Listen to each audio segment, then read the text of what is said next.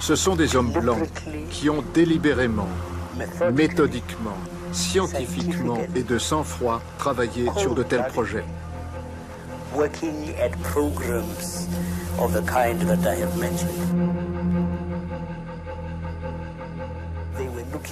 Ils cherchaient des germes qui ne pouvaient attaquer que les Noirs. Ce n'est pas nous qui avons inventé des choses pareilles, c'est eux. Ils ont même cherché à stériliser les femmes noires.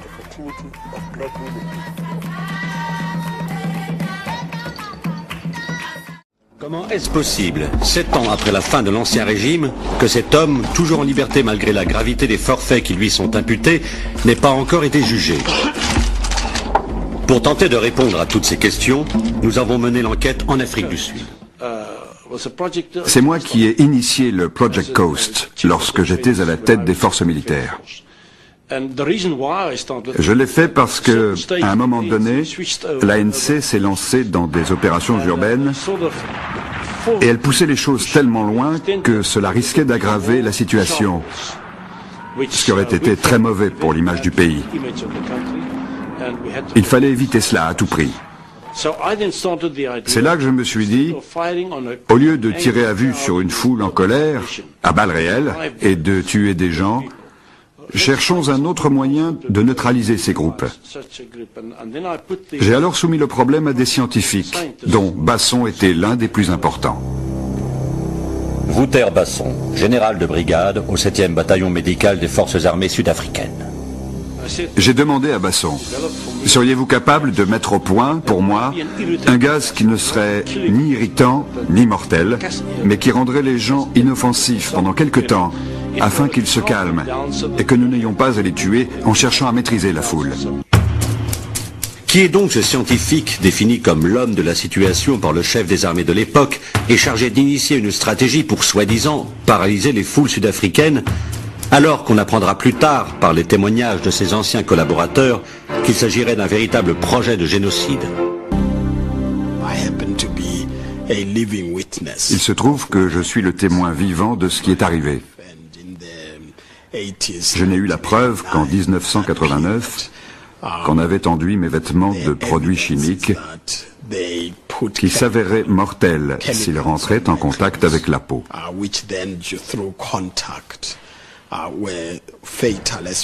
Mais j'ai survécu. J'ai atterri dans un hôpital aux États-Unis. Ils m'ont soigné et ont réussi à déterminer l'origine de mes troubles. Il y a eu une descente chez lui de la brigade de lutte contre la grande criminalité économique. Et dans sa maison, on a trouvé une malle entière de documents, dont quelques-uns avaient trait au programme de guerre chimique et biologique. Ce qu'ils ont trouvé était incroyable.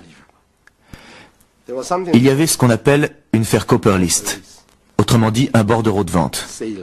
Sucre à la salmonelle, bière au thallium, cigarette à l'anthrax, à la toxine botulique, chocolat au cyanure, whisky à la colchicine, déodorant au typhimurium, venin de serpent.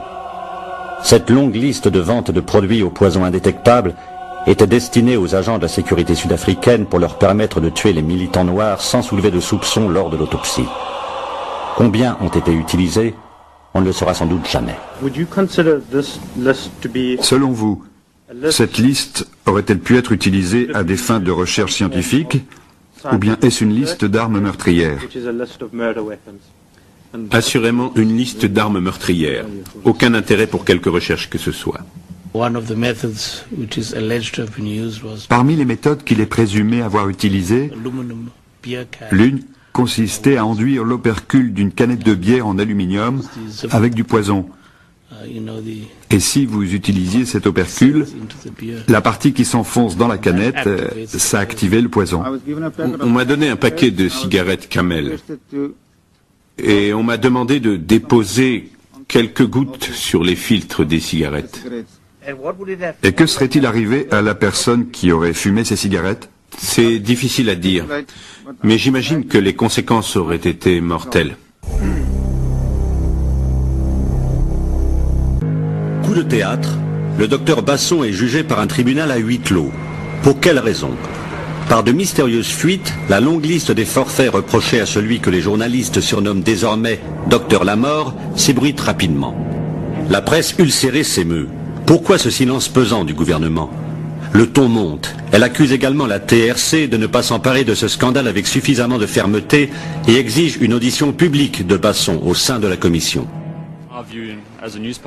Notre opinion, en tant que journal, et comme bien d'autres journaux, était qu'il était absolument primordial que la vérité éclate au grand jour. Ce qu'il révélait pour la première fois ne faisait que confirmer les soupçons qui pesaient sur lui depuis des années. Il fallait que ce soit rendu public. Tous les jours, on nous demandait « Qu'est-ce qui se passe avec Basson? Pourquoi la TRC ne fait rien? Pourquoi n'a-t-il pas été cité à comparaître ?» Là, il y a un problème. Et le fait que sa demande de liberté sous caution ait eu lieu à huis clos n'arrangeait pas les choses. C'en est trop. Alors que le docteur Lamort, libéré sous caution, rentre chez lui et reprend tranquillement ses activités de médecin à l'hôpital, la TRC décide, contre l'avis officiel, de créer une commission spéciale sur la guerre chimique et bactériologique et d'interroger Basson. Nouveau coup de théâtre, la présidence et le gouvernement s'y opposent catégoriquement au nom du secret défense. Il est devenu de plus en plus évident que le nouveau régime, le gouvernement de l'ANC, avait exactement les mêmes intérêts que l'ancien. Il craignait de gêner la communauté internationale, que celle-ci s'inquiète de savoir que toutes les expériences faites par Basson sous le régime de l'apartheid se perpétuent sous le nouveau gouvernement. Et ils ont réagi très vite. Ils ont tout fait pour s'assurer que ces informations ne soient pas rendues publiques. Certains documents sont restés classés top secret, alors même que nous avions changé de régime. Et la TRC a dû en tenir compte.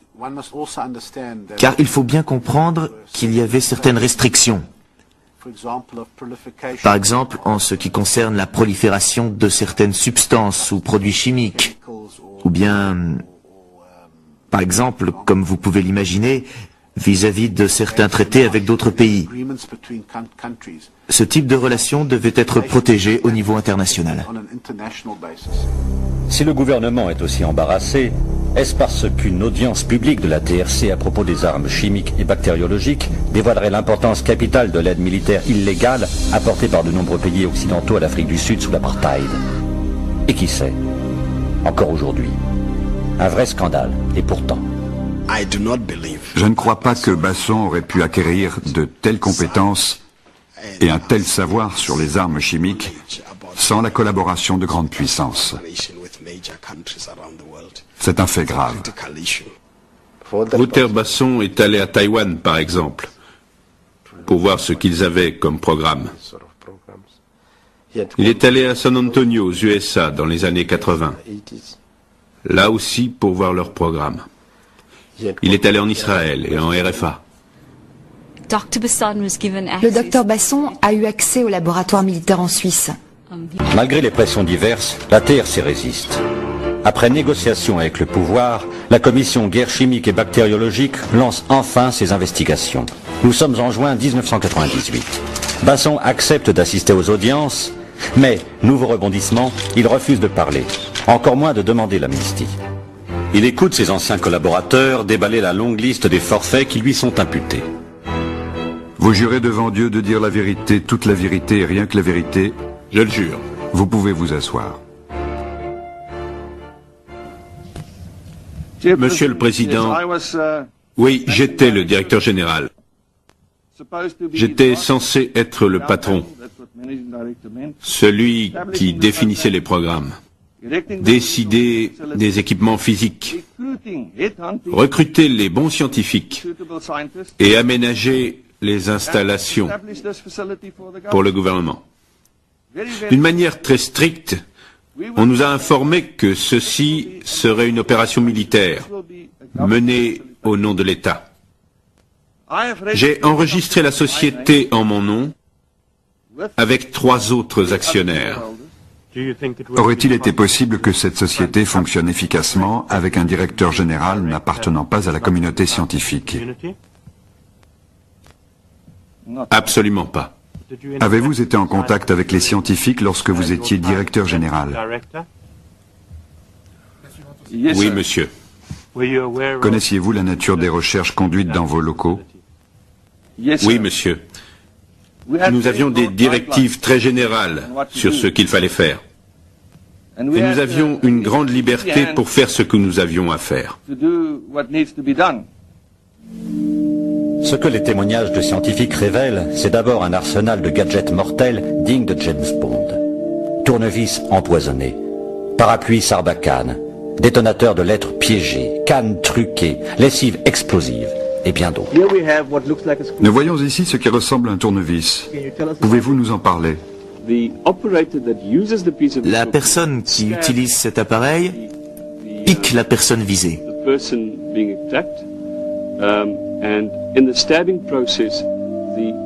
Le simple fait de la piquer libère le poison et les substances chimiques sont alors injectées dans l'individu.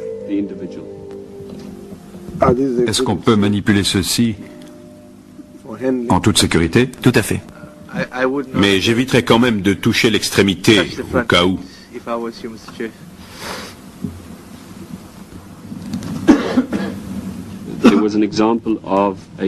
Il y avait aussi une aiguille contenue dans ce qui ressemblait à une pompe à vélo. En gros, vous avez dans les mains une pompe à vélo. Vous pouvez la faire coulisser pour sortir l'aiguille.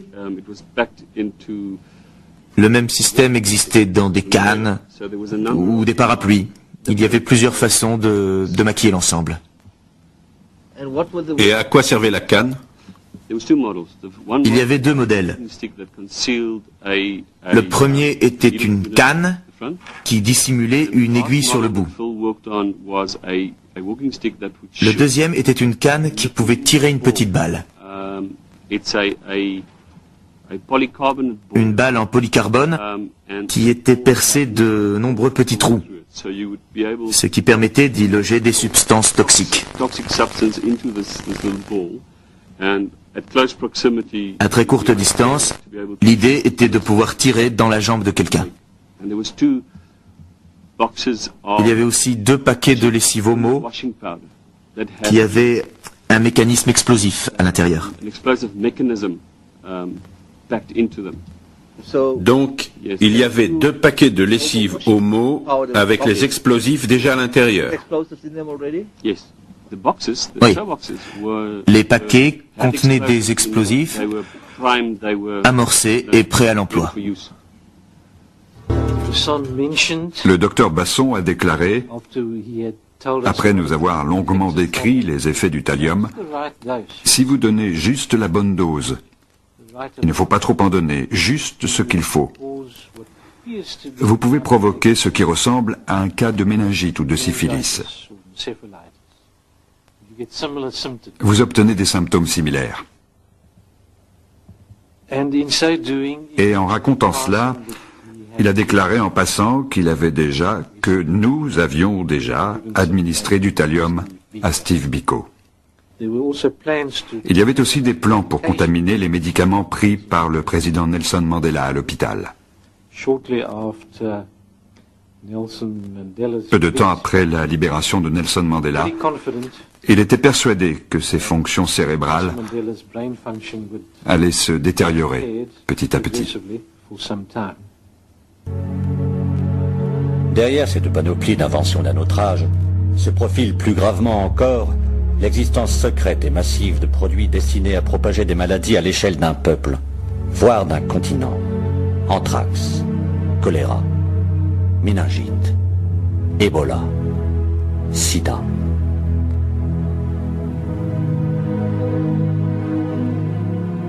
Pouvez-vous nous décrire les effets du choléra sur l'homme? Il provoque une diarrhée assez grave et une forte déshydratation. Ce sont les effets les plus importants. Et qui sont les plus vulnérables face au choléra? Les humains. Et parmi les êtres humains, les enfants ne sont-ils pas les plus vulnérables? Et les personnes âgées? Si. Le choléra tuerait donc préférentiellement les enfants et les personnes âgées? Je suppose, oui. C'est la caractéristique du vibrion cholérique. Vous dites avoir produit 26 bouteilles de choléra de 30 millilitres chacune, c'est bien ça? Non, 10 millilitres. Pardon, 10 millilitres chacune. Cela pourrait-il, selon vous, provoquer une épidémie grave?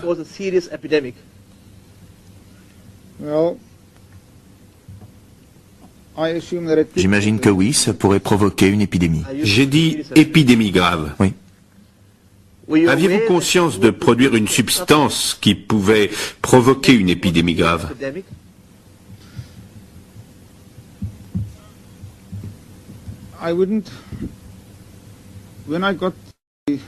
Quand on m'a demandé de produire ces organismes, il faut se rappeler que, en tout cas pour moi, ils devaient servir pour des tests.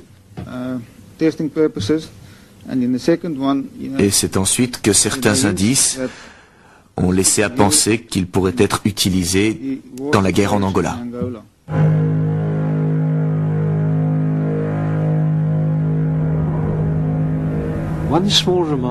Le docteur Basson a fait un jour cette petite remarque qu'il y avait beaucoup de problèmes politiques à l'est du pays à ce moment-là.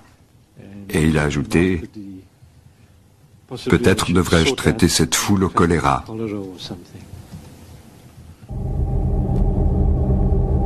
Tri de population, purification ethnique. Le système, en s'affinant dans l'horreur, atteint alors les limites ultimes d'un racisme qui rappelle étrangement la solution finale nazie. Le docteur Basson m'a montré un document. Ce document contenait une proposition émanant de quelqu'un en Europe.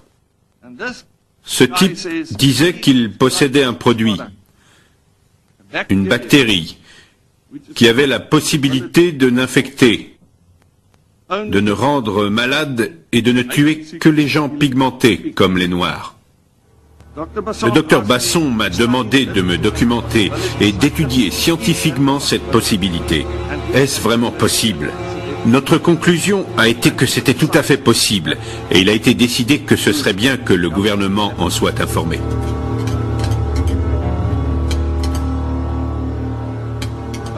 Mais en définitive, nos instructions ont été, et c'est très important, de mettre au point un produit visant à réduire le taux de natalité de la population noire du pays. Pouvez-vous nous en dire un peu plus? Qui vous a demandé de mettre au point ce produit? La personne qui nous donnait directement les instructions était le docteur Basson.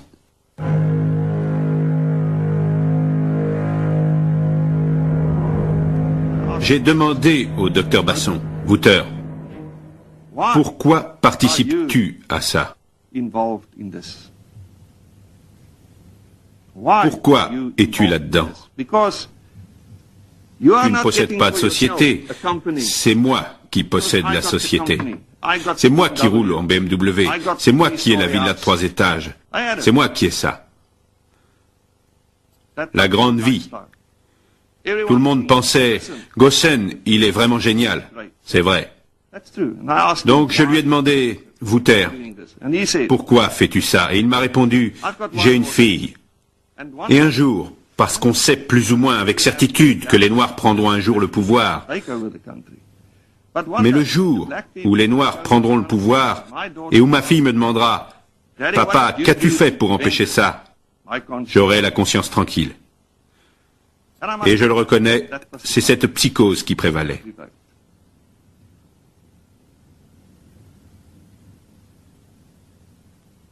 Et vous pouvez me le reprocher, j'y ai pris part. C'est vrai. Et je le regrette. Mais je ne suis pas le seul coupable. Basson bénéficie-t-il de protection si puissante? Fait-il encore peur au point que personne n'accepte de prendre la décision de sa suspension? Parallèlement, son procès devant la haute cour s'enlise.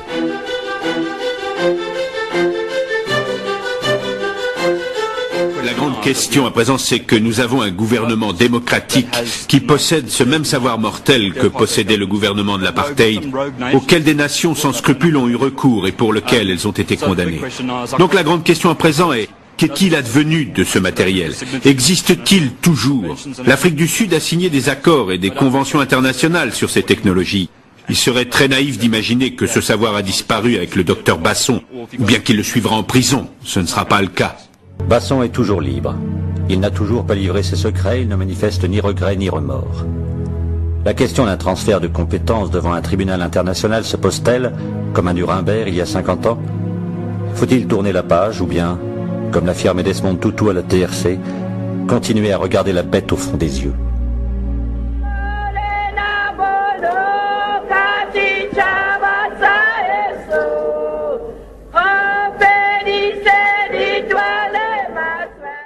Mais ce qui était beaucoup plus inquiétant, évidemment, c'est le volet épidémie. Il se trouve que le programme sud-africain avait réussi à récolter des échantillons d'Ebola, de choléra, de sida, quand on sait qu'en Afrique du Sud, de variole bien sûr, mais quand on sait qu'en Afrique du Sud, le taux du sida est l'un des plus élevés au monde, on s'inquiète évidemment, on se pose des questions. Le fait que l'Ebola apparaisse notamment dans la région questionne également sur les stocks sud-africains. Je ne parle pas aussi des gros stocks d'anthrax qui ont été découverts à l'époque et dont on ne sait pas ce qu'ils sont devenus aujourd'hui.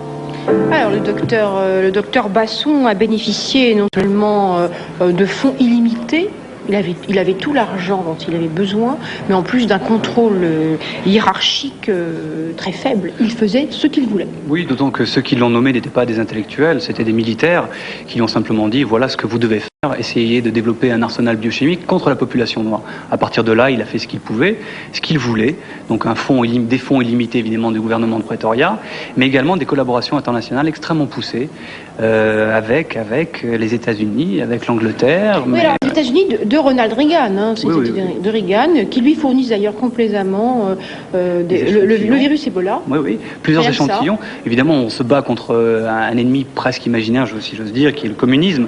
Donc là, Mandela, qui va arriver au pouvoir, représente un peu le diable, et avant que Mandela arrive au pouvoir, on charge donc ce docteur et les agents et ses collègues de développer un arsenal contre la population noire, parce qu'il y a une logique très simple derrière tout ça. Mandela va arriver au pouvoir, la démocratie va arriver, et au jeu de un voix une vote, évidemment les Afrikaners, les blancs vont pas gagner à ce jeu-là.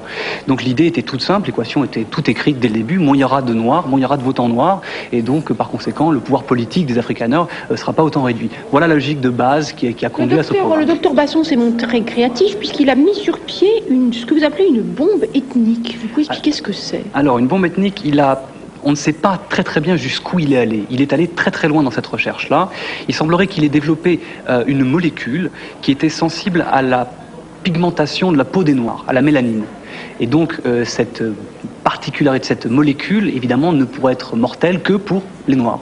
Donc c'est une bombe raciste, une bombe ethniquement sélective, et qui a, pour particularité, là c'est extrêmement important, là on a une arme qui est génocidaire, qui est une véritable volonté de crime contre l'humanité. On n'en a pas retrouvé de traces de cette arme. Non, mais la volonté, comme en droit pénal, pour ceux qui connaissent un peu le droit pénal, la volonté vaut l'acte. Le fait d'avoir voulu mettre sur pied ce programme-là, d'avoir appliqué, d'avoir exterminé de toute façon des Noirs et uniquement des Noirs, le programme en lui-même était génocidaire dès son origine. Alors on va regarder ensemble encore quelques images que vous avez tournées sur le local du docteur Basson. On va voir qu'il reste des choses, il reste une atmosphère, et puis à la fois il reste pas grand-chose, parce que c'est comme pour les camps de la mort, on a essayé d'effacer beaucoup de traces. J'obtins, grâce à certains documents confidentiels qui m'ont été donnés par la commission, l'adresse du laboratoire militaire de la mort, le laboratoire de Rotplatte, où fut développé tout l'arsenal biochimique de ce programme secret militaire sud-africain. Personne n'a évidemment le droit de filmer à l'intérieur de ce local ultra sécurisé militaire où étaient effectuées ces recherches biochimiques. Le docteur Wouter Basson a travaillé dans ce local que j'ai pu visiter il y a exactement 1 an. C'est ici que furent développés des produits extraordinairement sophistiqués. C'est ici aussi peut-être que certaines expérimentations étaient effectuées sur des Noirs.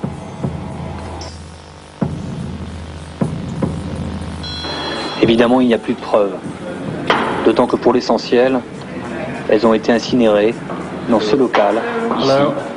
Apparently, this is where all the evidence of all the specimens of all the genetic, everything that they had, they said they burned in here.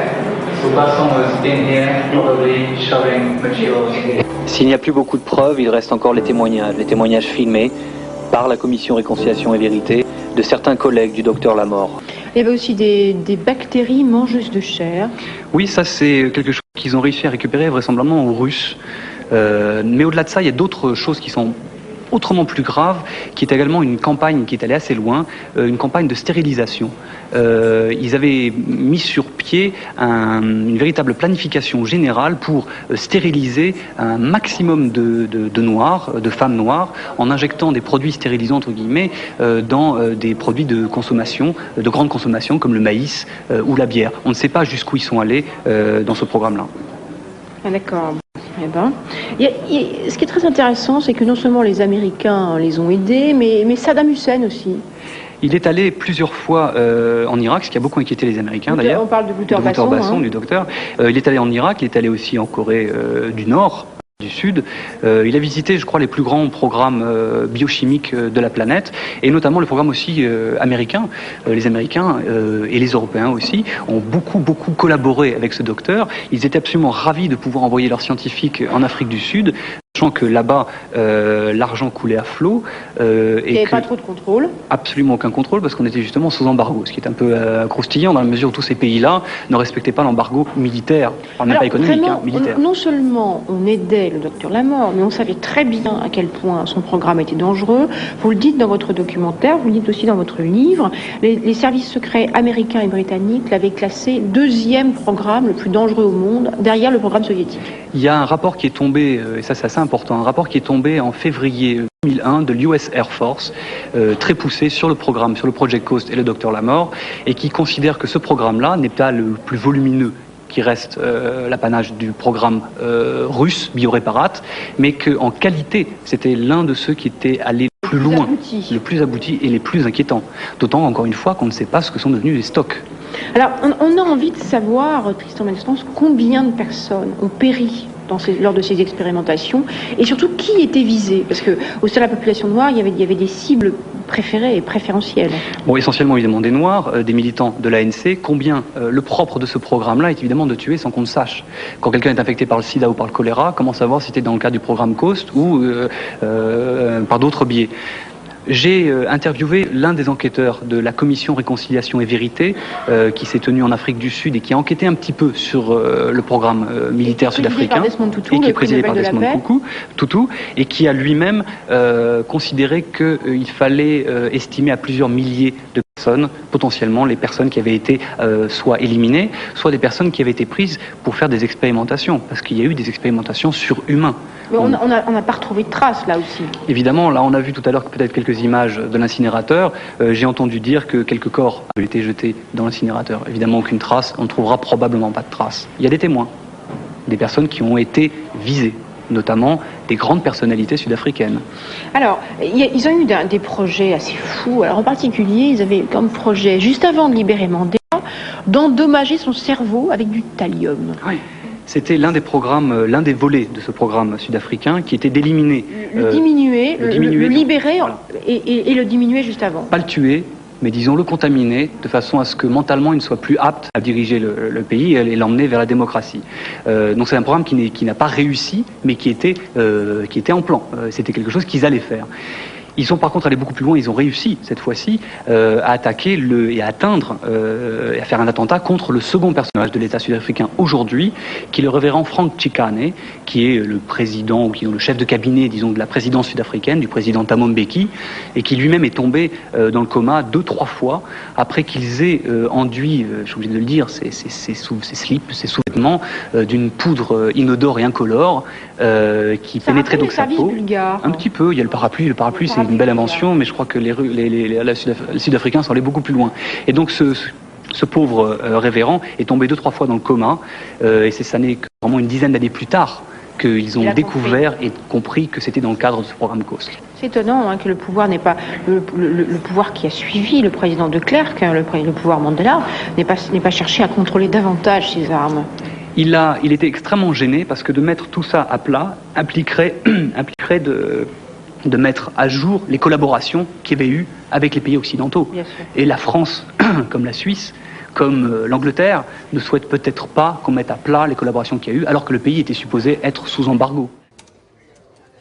Le gouvernement blanc d'Afrique du Sud a longtemps été condamné pour sa brutalité à l'égard de sa population noire majoritaire. Dans les années 80, ce régime d'apartheid a mis sur pied un programme bactériologique top secret, le projet COAST, dirigé par Wouter Basson, plus tard surnommé Docteur la Mort. Ce programme, qui avait pour but de mettre au point des armes pour assassiner les opposants à l'apartheid, a donné lieu à des expériences sur la population noire. Je retourne voir le député britannique Norman Baker. Peut-être a-t-il découvert un lien entre Kelly et l'Afrique du Sud au cours de sa propre enquête. Il y avait des relations entre le gouvernement britannique et le régime sud-africain. Et on peut se demander ce que le gouvernement Thatcher de l'époque savait exactement sur le projet COAST. S'il recevait des informations issues de ce projet, et même s'il le soutenait secrètement. David Kelly et Wouter Basson étaient clairement en contact depuis un certain temps. Quels étaient les liens entre David Kelly et le docteur Lamort? Et que penser des informations reçues par Dresch à propos d'un ancien chercheur du projet COAST qui aurait tenté de vendre aux États-Unis des stocks de bacilles du charbon et d'autres agents fabriqués à l'époque de l'apartheid? Est-il vrai que le bacille du charbon est en vente au marché noir? Pour le savoir, je dois aller en Afrique du Sud.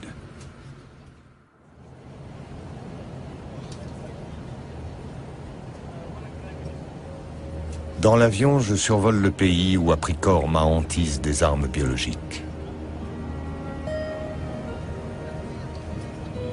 J'ai grandi en Rhodésie, une colonie britannique dirigée par sa minorité blanche.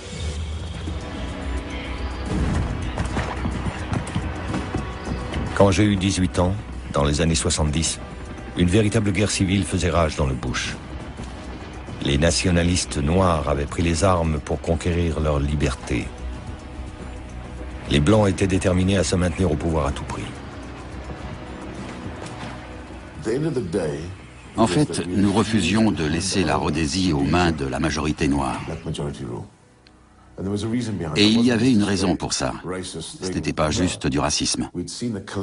Nous avions vu s'effondrer des pays, de l'Ouganda jusqu'au Ghana. Toutes les colonies britanniques qui étaient devenues indépendantes avaient sombré dans l'anarchie. Il n'était pas question que ça arrive en Rhodésie. C'est moi, en 1977, quand j'ai rejoint les Selous Scouts. Jim Parker est un ancien membre des forces spéciales de l'armée rhodésienne, les Selous Scouts. Un régiment d'assassins d'élite, dont la mission est d'éliminer l'ennemi par tous les moyens.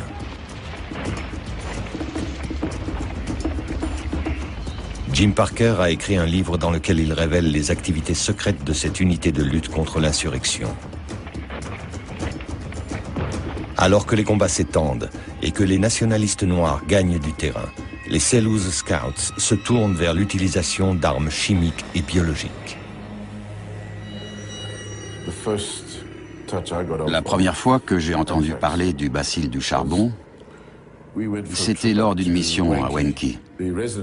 Avec le médecin sur place à l'époque, on bavardait de choses et d'autres et il m'a dit « On a répandu le bacille du charbon dans la région de Nkayi et de Lupan. »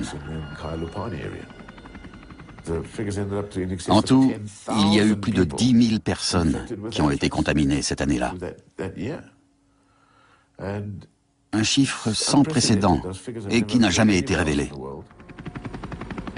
Aujourd'hui encore, beaucoup nient que l'épidémie de charbon en Rhodésie, la plus importante jamais observée, ait été provoquée délibérément.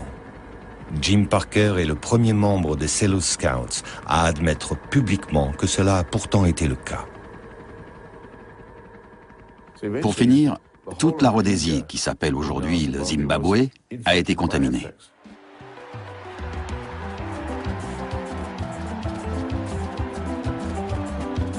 En 1980, quand un accord négocié met fin à la guerre et donne naissance à la nation indépendante du Zimbabwe, les Selous Scouts se réfugient au sud.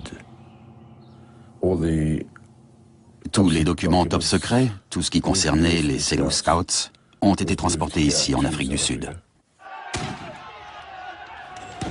l'Afrique du Sud devient le dernier champ de bataille de la suprématie blanche sur le continent africain. Et comme en Rhodésie, l'un des chapitres les plus sombres de l'apartheid est l'utilisation secrète des armes biologiques.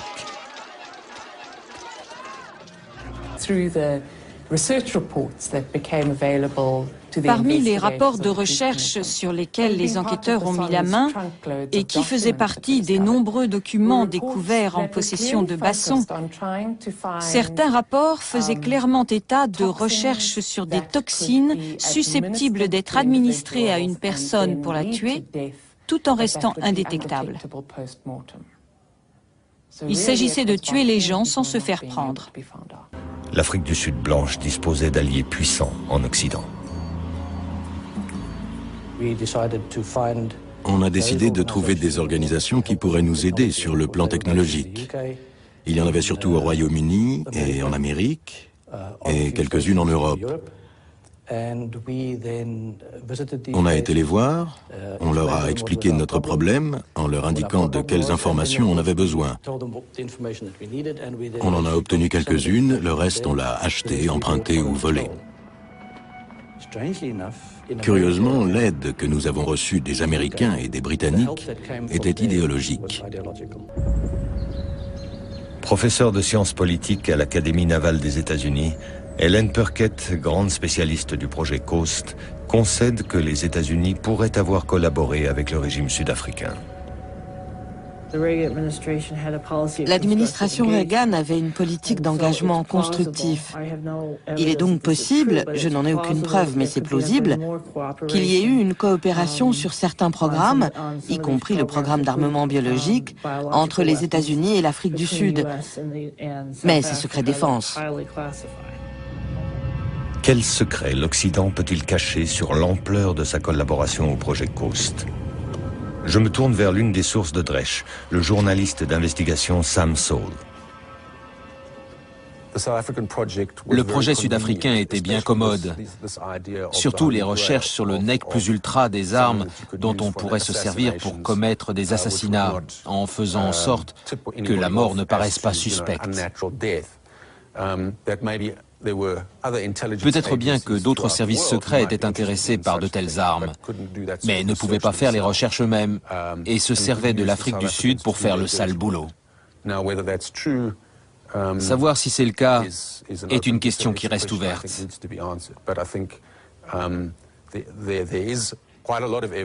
Mais beaucoup d'éléments indiquent que Basson a effectivement reçu l'aide des pays occidentaux.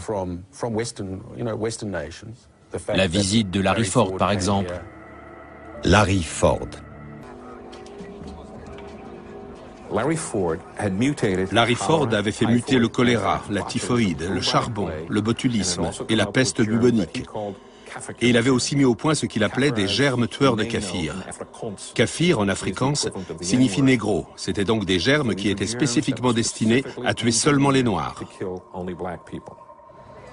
En d'autres termes, une arme biologique ethnique.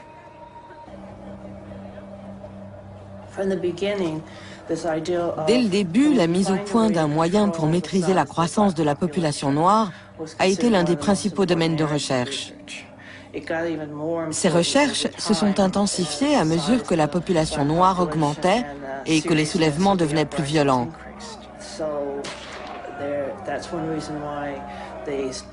C'est une des raisons pour lesquelles ils ont commencé à travailler sur des modifications génétiques, à faire des recherches pour essayer d'élaborer des contraceptifs afin de stériliser les Noirs à leur insu. Toutes sortes de recherches qui aujourd'hui paraissent vraiment délirantes. On a parlé d'une arme ethnique sur laquelle travaillait le projet Coast, baptisé la bombe noire. Un projet génial, le plus amusant de ma vie.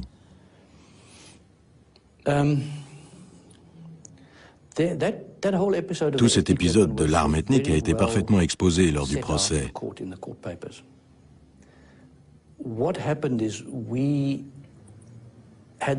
En fait, nous avions pour objectif de synthétiser une certaine protéine présente dans le sperme à des fins contraceptives. L'idée était que si on pouvait immuniser une femme contre le sperme, on la rendrait stérile.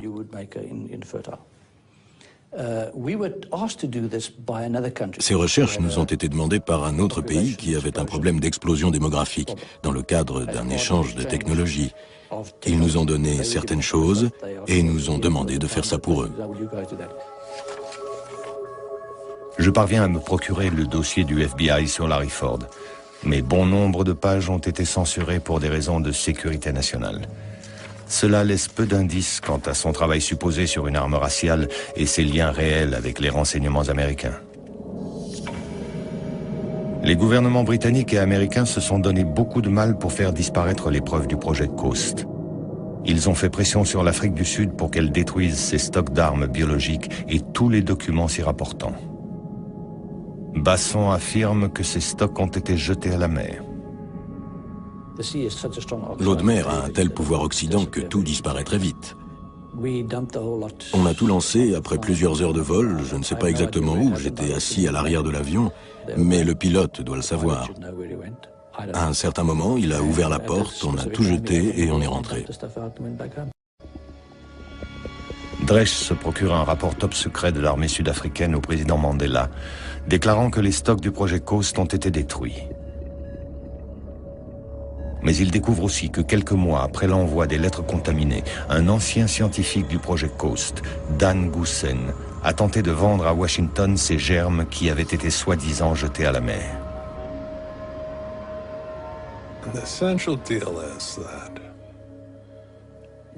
Le deal, c'était que Goosen devait recevoir 5 millions de dollars et qu'il livrerait la cache secrète où se trouvent les stocks de bioarmement du projet Coast, parmi lesquels il y aurait environ 70 souches du bacille du charbon, dont plus d'une douzaine seraient extrêmement virulentes. Des tractations de haut niveau s'engagent avec des agents du FBI et de la CIA, puis s'interrompent au dernier moment. En utilisant Dresch comme source, Sam Saul révèle l'affaire en Afrique du Sud.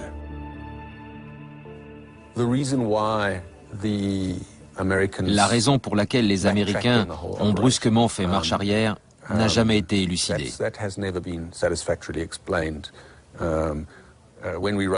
Quand nous avons écrit l'article, nous avons appelé le FBI et la CIA, mais ils n'ont pas voulu faire de commentaires.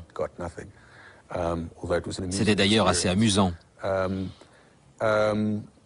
Donc oui, il reste beaucoup de points d'interrogation.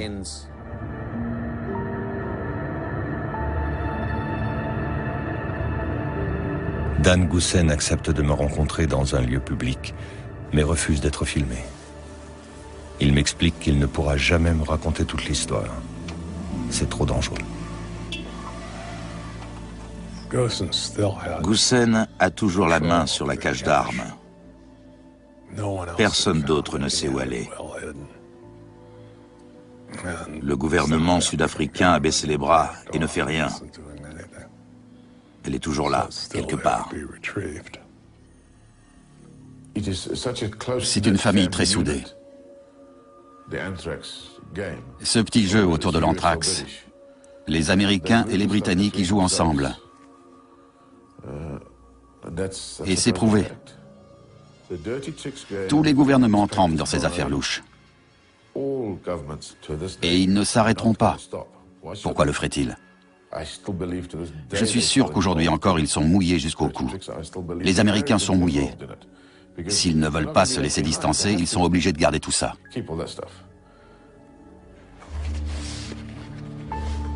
Lors de mon dernier jour en Afrique du Sud, j'étudie les archives du projet Coast et j'y trouve la trace de visites faites par des scientifiques sud-africains à des laboratoires biologiques privés et étatiques en Europe et en Amérique. San Antonio, la Nouvelle-Orléans, Jackson. Suis-je tombé sur la piste d'un vaste réseau qui manigance pour fabriquer une nouvelle génération d'armes biologiques? Parmi ceux que cette perspective inquiète, il y a le professeur Ellen Purkett. Je suis certaine que certains gouvernements continuent de mener des recherches dans ce domaine. Et que c'est sans doute ce qui nous attend à l'avenir. Des armes biologiques capables de cibler certaines populations. Je trouve ça terrifiant.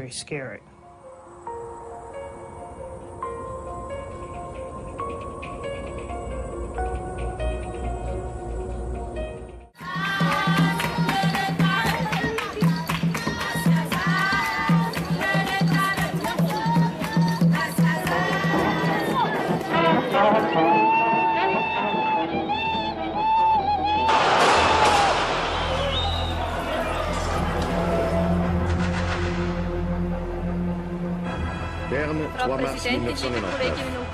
Le Conseil national a mis l'Afrique du Sud à son ordre du jour. Pia Hollenstein, la députée des Verts, soutenue par les partis de gauche, réclame la mise sur pied d'une commission d'enquête sur les relations entre la Suisse et le régime d'apartheid. Elle estime que ce dossier est semblable à l'affaire des fonds juifs. C'est aussi grâce à la Suisse, estime une partie du Parlement, que l'Afrique du Sud a réussi à vendre son or et ses diamants sur le marché mondial.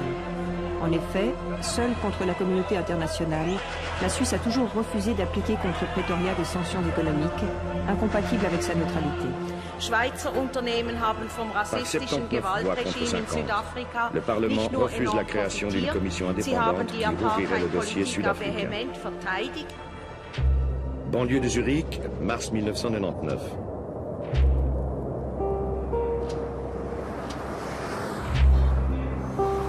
Je m'appelle André Jacomet. Je suis le neveu de Jürg Jacomet qui est décédé en octobre 1998. À la fin des années 80 et au début des années 90, j'ai travaillé pour mon oncle. Il était en contact avec toutes sortes de personnes, principalement d'Afrique du Sud. Il fallait les conduire en limousine de luxe dans toute la Suisse. Et c'est moi qui ai servi de chauffeur à Jürg Jacomet.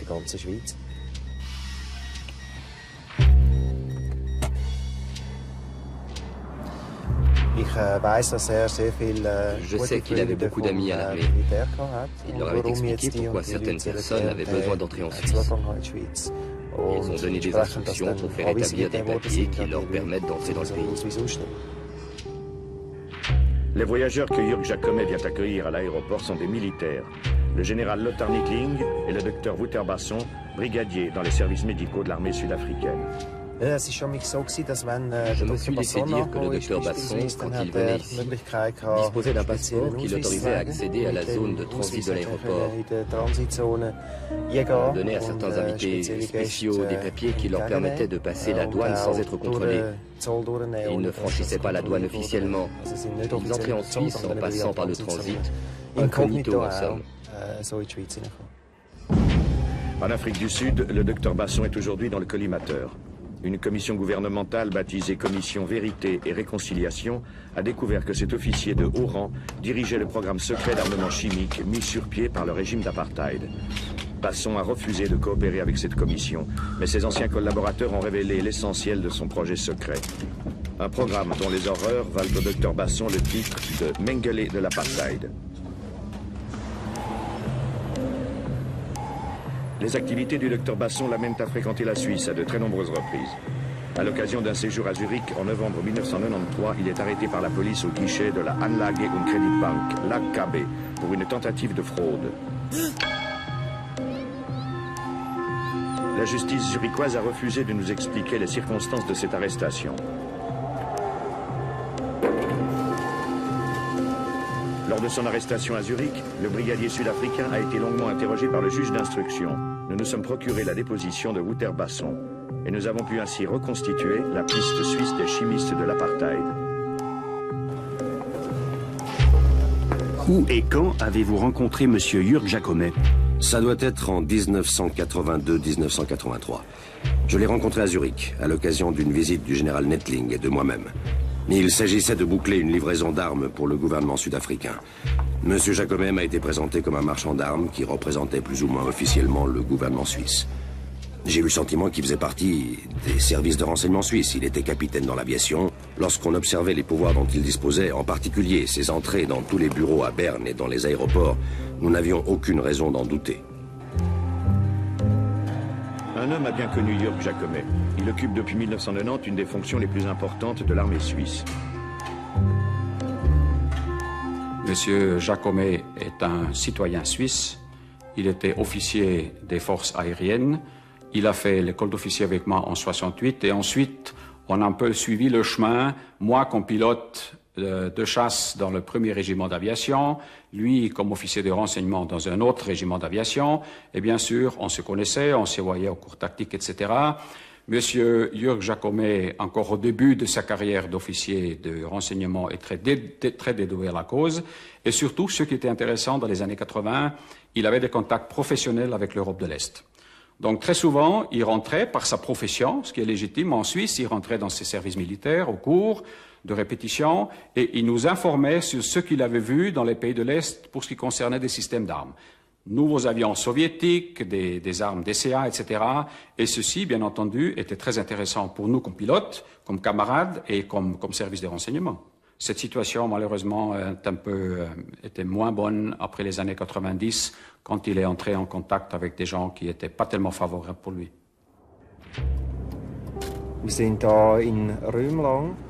Nous sommes ici à Rümlang, le village où Jörg Jacomet avait ses bureaux. C'est ici que mon oncle rencontrait ses partenaires pour ses affaires, dont le docteur Basson.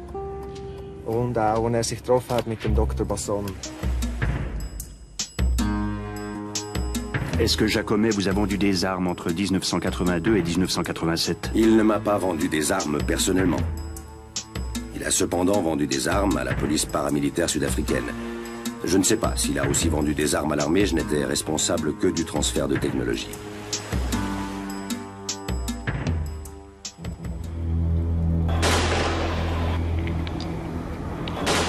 Jacomet livrera ainsi plusieurs lots de fusils à pompe à la police sud-africaine. Des armes qui serviront à alimenter la violente répression contre les Noirs qui se soulèvent dans les ghettos contre le pouvoir blanc. Aujourd'hui, le sinistre pénitencier de Robben Island est devenu un haut lieu du souvenir. Des milliers de touristes viennent visiter la prison, bâtie sur une île au large du Cap. C'est ici que l'ancien régime mettait les opposants politiques aux travaux forcés. Ces touristes viennent se souvenir ici des années de plomb, de la ségrégation raciale qui a coûté des milliers de vies, noires essentiellement. Violation systématique des droits des gens, arrestation, torture, exécution sommaire.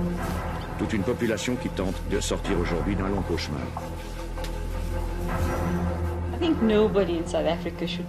Personne en Afrique du Sud ne peut prétendre qu'il ignorait que les droits de l'homme étaient systématiquement violés. Ces violations ont suscité une grande indignation dans l'opinion publique. Le nombre de décès en cours de détention était à lui seul suffisamment élevé pour alerter les gens. Par contre, la question est de savoir si l'on était conscient de l'ampleur du phénomène. C'est le vrai problème.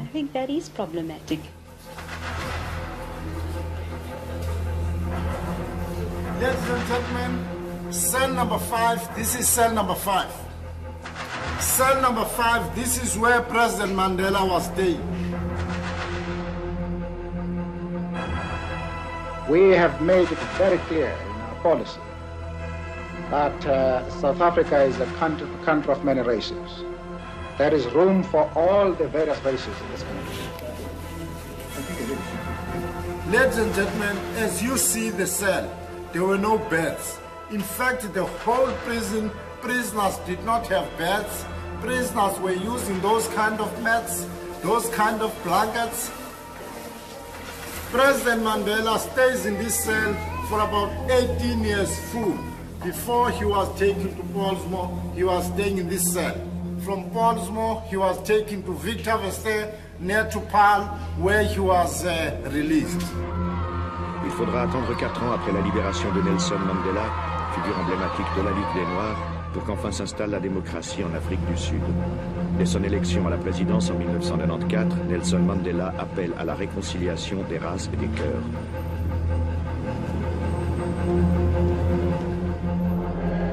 Mais la réconciliation passe d'abord par la vérité, exercice unique dans l'histoire de l'humanité. L'Afrique du Sud entame alors un fantastique travail de confession. Durant plus de 2 ans, les bourreaux et les victimes de l'apartheid sont invités à témoigner volontairement devant l'archevêque Desmond Tutu et ses collègues de la commission Vérité et Réconciliation.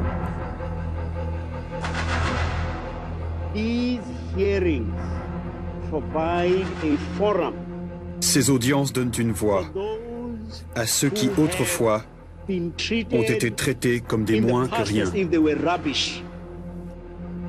Au total, plus de 15 000 témoignages retransmis en direct dans tout le pays devant des foules immenses.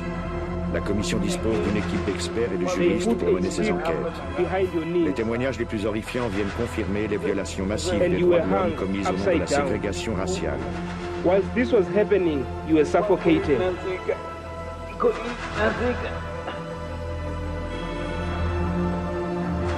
Un exercice de mémoire bouleversant, souvent insoutenable. L'Afrique du Sud découvre alors avec effroi comment les hauts responsables du régime d'apartheid ont froidement et systématiquement planifié en secret l'élimination sommaire des opposants qui menaçaient leur pouvoir. La commission Vérité et Réconciliation elle-même a été surprise de constater que toutes les villes du pays étaient le théâtre de violations de la même ampleur. La police torturait, les gens disparaissaient, ils mouraient en garde à vue. C'est bien sûr un choc pour notre pays. Les Sud-Africains ont aussi été choqués par le degré de sadisme des bourreaux.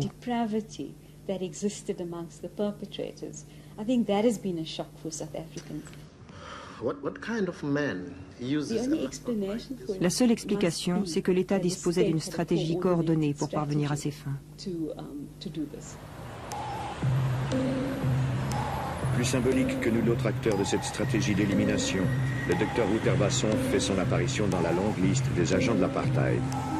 L'ex-brigadier médecin de l'armée sud-africaine est arrêté par hasard en janvier 1997 à Johannesburg pour trafic de stupéfiants. La police découvre sur lui de grosses quantités de drogue, comme l'ecstasy. Et ils ont même dit qu'ils s'étaient mis à préparer des drogues comme l'ecstasy ou le mandrax. Aujourd'hui, on se demande pourquoi nos communautés sont ravagées par la drogue. Est-ce que c'était l'une des nombreuses méthodes de l'apartheid destinées à diminuer nos populations noires ? Les enquêteurs de la commission Vérité et Réconciliation vont remonter la piste du docteur Basson. Ils découvrent un vaste programme secret de l'armée visant à exterminer au moyen de poison les opposants au régime d'apartheid. Nous arrivons maintenant à l'Air Hotel Rumlang. C'est là que le docteur Basson séjournait quand il était en Suisse.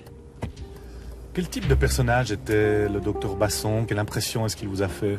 Le docteur Basson est une personne pour qui j'avais un respect absolu.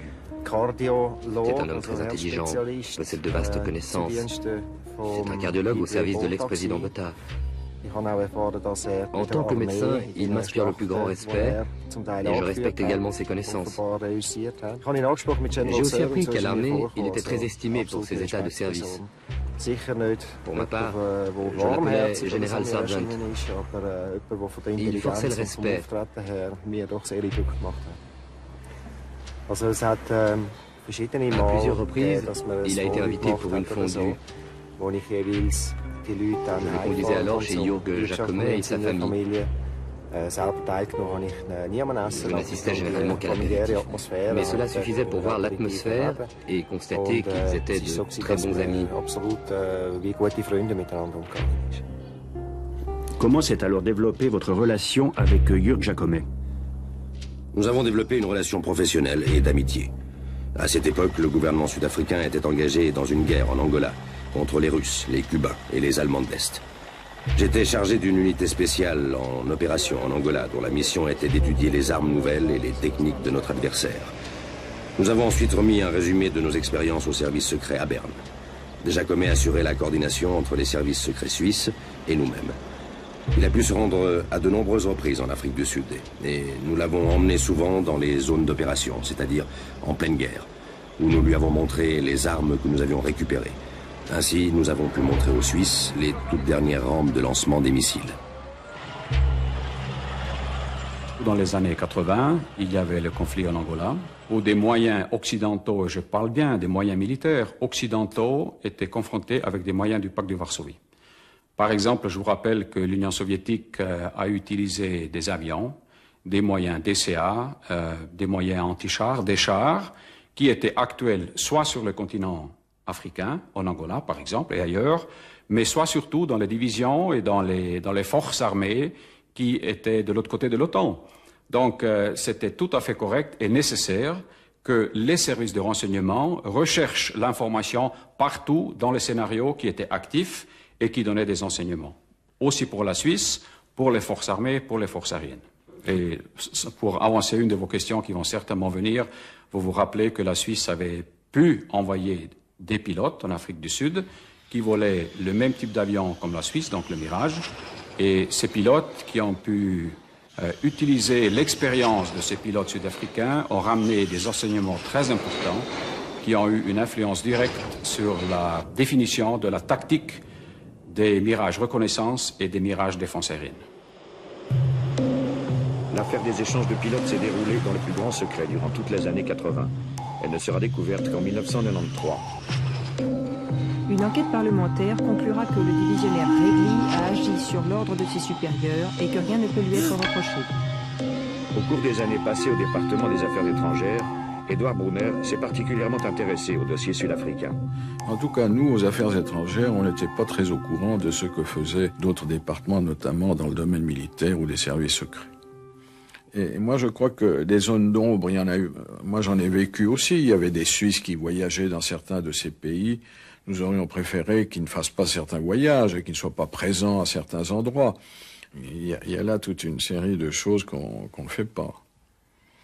Et la même chose, il y avait certains voyages plutôt agréables organisés pour des politiciens suisses en Afrique du Sud qui étaient un peu gênants. Donc il y a là toute une série de choses que les citoyens suisses ont fait que nous n'avons pas, mais que nous ne pouvons pas empêcher. Les Suisses sont libres de faire ce qu'ils veulent à l'étranger. On ne peut pas les empêcher. Le conseiller national zurichois Ulrich Schlür était justement de ces parlementaires qui aimaient à se rendre au pays de l'apartheid. Proche de Christoph Blocher au sein de l'UDC, Ulrich Schlür est vigoureusement opposé à la création d'une commission d'enquête sur la Suisse et l'apartheid. Lors du débat du 3 mars dernier, il a été personnellement attaqué pour ses sympathies à l'égard du régime de Pretoria. Je me suis rendu environ 15 fois dans différents pays d'Afrique australe entre 1980 et 1995. Vous avez sous les yeux les journaux que j'ai tenus lors de ces voyages. On y trouve les choses les plus diverses. Au hasard, je trouve ici le compte-rendu d'une visite dans un centre de formation de la police sud-africaine. C'était une époque de troubles, parfois de troubles graves. Par exemple, j'ai passé à Mamelodi toute une journée avec la police, simplement pour voir ce qui se passait dans une township sud-africaine, c'est-à-dire une banlieue noire contrôlée par la police. Je voulais savoir ce que faisait la police, comment les choses se passaient. Je me suis rendu plusieurs fois dans des sites militaires. J'ai entendu présenter plusieurs rapports sur la situation militaire, par exemple dans l'infanterie. Mais j'ai aussi été un jour à la base de marine à Simonstown. La question de la sécurité était toujours importante. Il ne faut pas oublier qu'on était en pleine guerre froide. Les multiples reportages de ce journaliste un peu particulier viendront alimenter le journal de l'ASA. À travers ses publications, ce groupe combat violemment l'application de sanctions contre le régime d'apartheid. À l'ASA, on considère Nelson Mandela comme un terroriste et Desmond Tutu comme un ecclésiastique suspect. Comment était soutenu l'ASA financièrement? De quoi vivait l'ASA? Et qui payait ses voyages? Le bulletin avait des abonnés. À certains moments, nous avions à peu près 3000 abonnés. Et puis il y avait les entreprises suisses qui étaient actives en Afrique du Sud.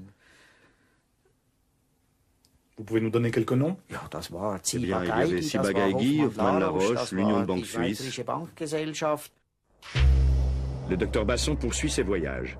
En bon agent secret, il va profiter d'un incident tragique pour gagner la confiance de ses partenaires suisses. Et puis, je pense que c'était en 1987. Un avion de la Croix-Rouge, dont le pilote était suisse, a été abattu au-dessus de l'Angola. Le gouvernement suisse a essayé de retrouver et de ramener la carcasse de l'avion afin de l'examiner et de voir quel type de projectile l'avait abattu. Le général Nettling et moi-même avons alors suggéré aux Suisses qu'ils devaient renoncer à l'idée de récupérer leur avion, qu'ils n'y arriveraient jamais. Ils devaient plutôt essayer de récupérer le corps du pilote. Nous avions déjà fait l'expérience en Afrique du Sud que grâce à un examen minutieux d'un corps, on peut trouver des pièces de métal et de missiles. C'est ce qu'a fait le gouvernement suisse. Ils ont reçu le corps et l'ont examiné. On peut malheureusement pas parler des corps. Les dépouilles ont été rapatriées avec un seul but d'identification des corps. Le seul autorité compétente était effectivement les services scientifiques de la police cantonale de Zurich qui étaient à même de faire cette identification. Le général Nettling et moi-même sommes repartis en Suisse.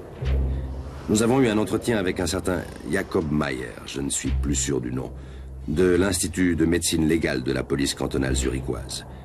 Ils ont retrouvé une pièce de métal dans le corps du pilote qui prouvait qu'elle provenait d'un missile SAM-3. Cela a permis de prouver que le gouvernement angolais était responsable de cet attentat. Je vous ai présenté une déclaration du brigadier Wouter Basson devant la justice zurichoise le 1er décembre 1993 que je vous ai fait lire. Quelle est votre réaction à ce document? Écoutez, pour moi c'est une réaction avant tout d'abord j'apprenais quelque chose que je n'avais pas du tout lu ni entendu jusqu'à aujourd'hui. Et deuxième réaction, plutôt un fort étonnement de ces liens qui ici sont établis, dont, pour ce qui me regarde, je n'ai absolument aucun élément pour pouvoir les établir. Un ancien agent des services secrets suisses nous confirme ces rapports de confiance. Comment étaient organisés les contacts avec les services de renseignement sud-africains? Dans notre domaine, la tradition veut que les services se rencontrent alternativement dans leur pays d'origine. Les spécialistes des différents dossiers voyagent et rencontrent leurs homologues. Cela signifie que les responsables des renseignements suisses se rendaient fréquemment en Afrique du Sud? Dans les années 80, il y en a 2 fois par année. Il y a aussi de la réciprocité, donc environ 4 contacts directs par année. Et les séjours duraient combien de temps? Aux alentours d'une semaine. Il y avait une part de travail, mais aussi des loisirs, car les Sud-Africains avaient coutume d'offrir un safari au parc Kruger. C'était devenu une plaisanterie dans le service d'appeler safari ces contacts. Nos chefs s'arrachaient les voyages en Afrique du Sud et ils se battaient moins pour des contacts qui étaient moins touristiques. Et que savaient vos services du programme d'armement chimique de l'Afrique du Sud? D'après mes informations, mais nos services étaient conscients que l'Afrique du Sud tentait de développer des armes de destruction massive, sans avoir accès aux détails. Est-ce que vous pouvez nous rappeler quelle était l'image de l'ennemi dans les années 80 pour les services de renseignement suisses? Alors, dans les années 80 jusqu'à 90, l'image de l'ennemi était bien sûr la guerre froide, je me répète, était le pacte de Varsovie. La Suisse était prête à faire face aussi à une éventuelle invasion. Donc, surtout les services de renseignement étaient concernés, étaient occupés par le travail de se préparer le mieux contre une éventuelle agression militaire. Et bien sûr, militaire voulait aussi dire moyens atomiques et moyens chimiques, moins le biologique, parce que le biologique, comme vous le savez peut-être, a plutôt apparu après les années 90. Et c'est pour ça que nous avons nos laboratoires de chimie à Spiez, qui appartiennent au département de la Défense, avec une réputation internationale, qui aussi, dans les années 80, s'occupait surtout de la question comment se protéger contre des agents chimiques dans le cas d'une attaque soit terrestre, mais aussi pour les pilotes. Pendant la guerre froide, c'est évidemment le potentiel soviétique d'armes chimiques qui nous préoccupait.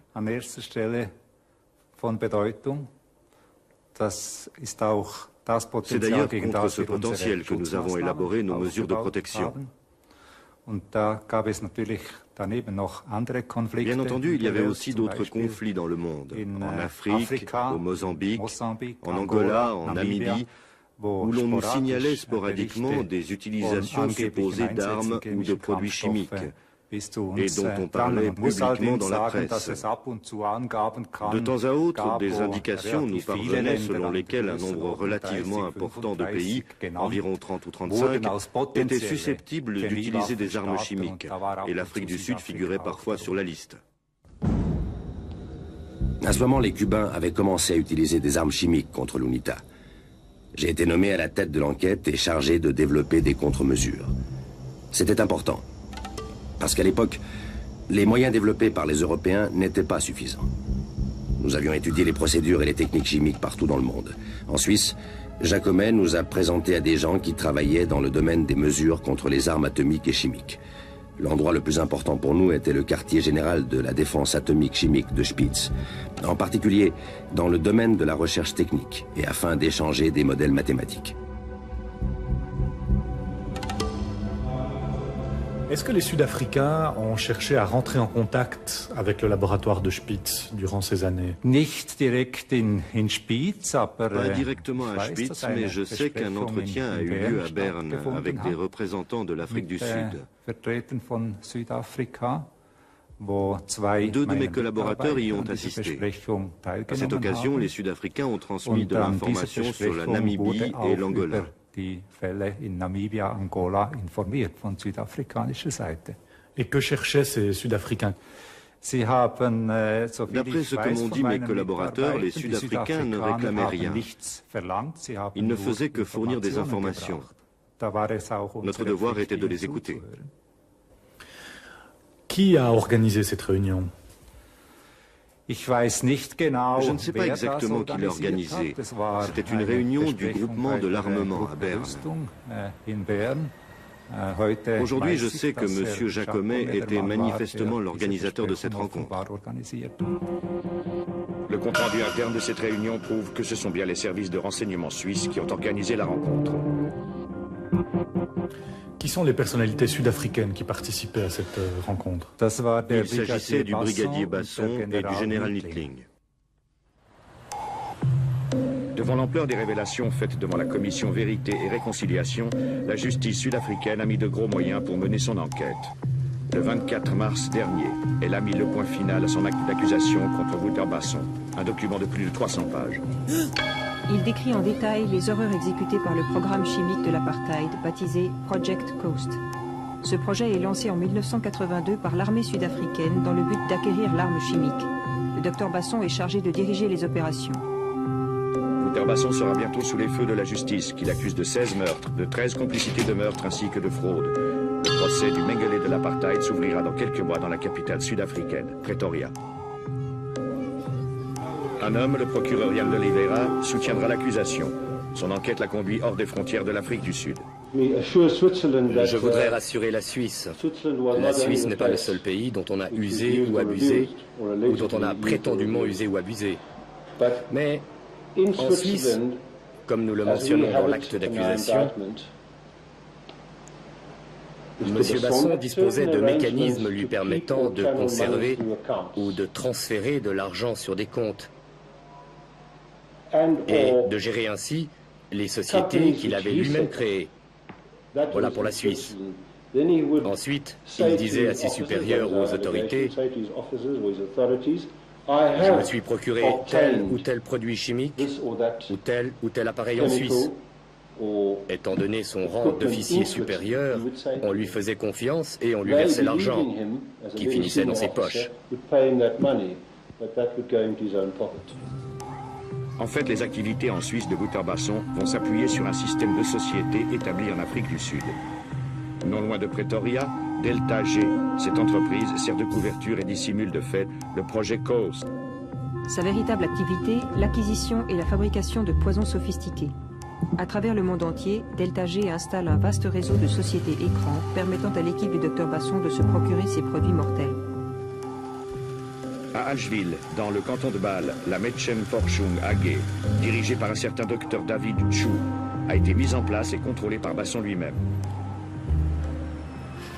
Je peux seulement dire que ce n'était pas une société écran. Les services que nous fournissions allaient toujours dans le sens d'expériences pharmaceutiques standards pour développer des médicaments destinés aux thérapies et non à la destruction d'êtres humains. Ici aussi, on utilise des singes, mais c'est difficile de faire des expériences sur des singes. La bureaucratie est très lourde. Il y a beaucoup de règlements et de lois à respecter.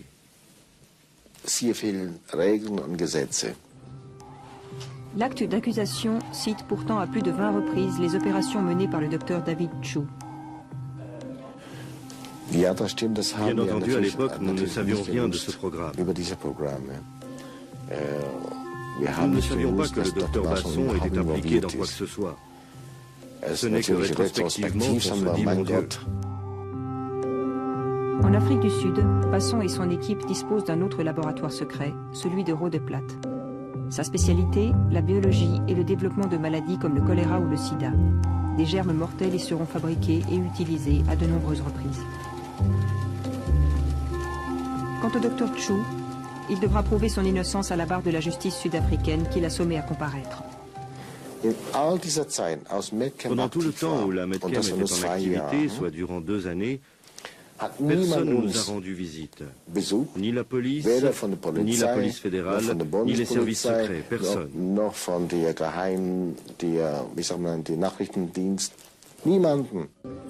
Wouter Basson poursuit sa route en Suisse où il continue à tisser méticuleusement sa toile.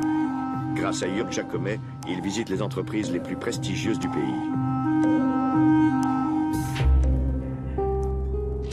Nous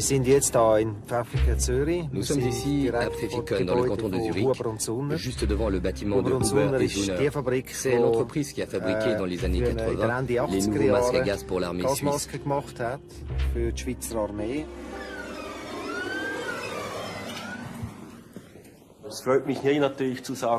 Je suis heureux de dire que nous commercialisons un des meilleurs masques à gaz du monde. Les gens d'Afrique du Sud avec lesquels nous avons eu des contacts en 1988 sont venus nous trouver et nous avons conclu un contrat portant sur la livraison de masques de protection.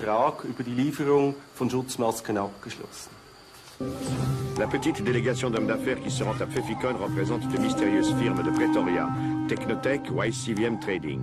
Sur le contrat conclu avec Huber et Zuner figure également le nom d'une société suisse, Intermagnum à Rumlang. Qui représentait la firme Intermagnum? Elle était représentée par un certain monsieur Jürg Jacomet. Est-ce que le nom du docteur Basson vous dit quelque chose? Nous avons fait des recherches dans nos archives. Bien entendu, je connais aujourd'hui le nom du docteur Basson, notamment grâce à vos informations. Il est venu ici, mais il n'est resté que très peu de temps. Il n'a fait que se montrer. Je crois que c'était en 1991. Et au bout de quelques minutes, il a repris son propre emploi du temps. Et qu'est-ce qu'il a fait pendant sa visite ici à Huber et Zuner? Je n'ai pas pu faire de recherche là-dessus. Il est simplement venu ici et nous a tous salués et s'est présenté comme médecin du service médical de l'armée sud-africaine. Le docteur Basson et ses acolytes feront encore de nombreuses visites d'affaires à Pfäffikon. À l'occasion d'un de ses voyages en Suisse, Basson se rend alors à Lucerne. C'était au début des années 90, peut-être en 1993, au milieu d'hiver. Il tombait une forte pluie, mêlée de neige. Ce jour-là, nous sommes partis tôt le matin de Rumlang. Le docteur Basson, mon oncle Jürg Jacomet et moi.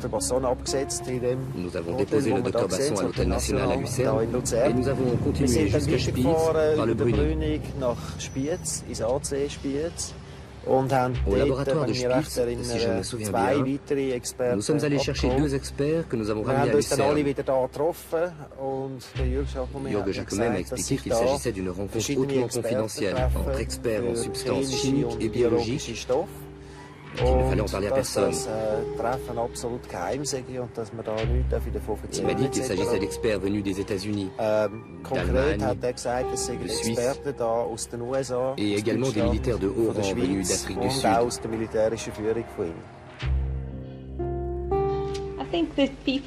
Je crois que les gens qui gravitent dans ce genre de milieu ont besoin les uns des autres. Ils ne peuvent pas à eux seuls assurer la bonne marche de leur programme. Pour gérer ce type de programme, tout le monde sait qu'il faut s'adresser à des pays comme la Suisse ou à l'Union soviétique à une certaine époque pour avoir accès aux compétences et aux connaissances nécessaires. En général, les scientifiques de ce type restent en contact les uns avec les autres. Faciliter les contacts entre chimistes suisses et sud-africains, c'est la mission de Jörg Jacomet. Peu avant sa mort en octobre 1998, Jacomet comptait écrire un livre et il avait préparé quelques notes à l'intention de son éditeur. Voici ce qu'il lui écrit. 6 juin, un article de la Neue Zürcher Zeitung du 12 avril 1998. Encore aucune piste qui nous mène en Suisse vers le laboratoire chimique et bactériologique de Spitz, qui a effectué par mon intermédiaire des analyses. Il s'agit d'échantillons de sang apportés à Zurich par les généraux Nettling et Basson et prélevés sur des soldats, c'est-à-dire des victimes. Une véritable bombe pour le futur. La Suisse devra s'expliquer et ce ne sera pas amusant. Comme le révèle l'acte d'accusation, le laboratoire de Spitz est en effet convoqué à la barre. Bernard Brunner et son adjoint devront s'expliquer sur leur relation avec les chimistes de l'apartheid. Est-ce que vous pouvez nous expliquer les circonstances de ces tests de sang que les Sud-Africains souhaitaient voir analysés par le laboratoire de Spitz? Voici comment cela s'est passé.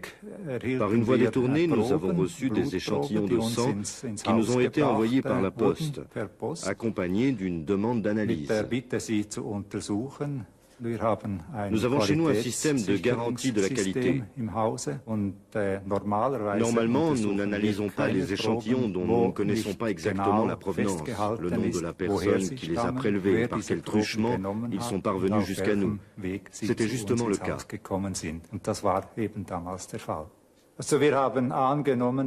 Nous avons supposé que ces échantillons sanguins provenaient de victimes de substances chimiques de combat. Les Sud-Africains espéraient sans doute que par le biais de ces analyses, nous pourrions tirer des conclusions sur la nature des armes chimiques utilisées.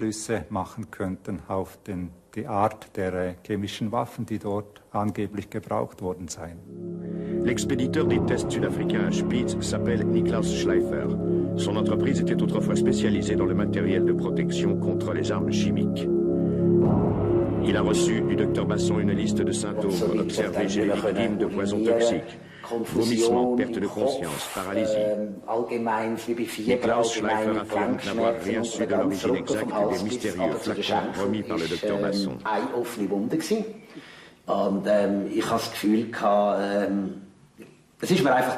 Non, très honnêtement, je n'ai jamais rien soupçonné.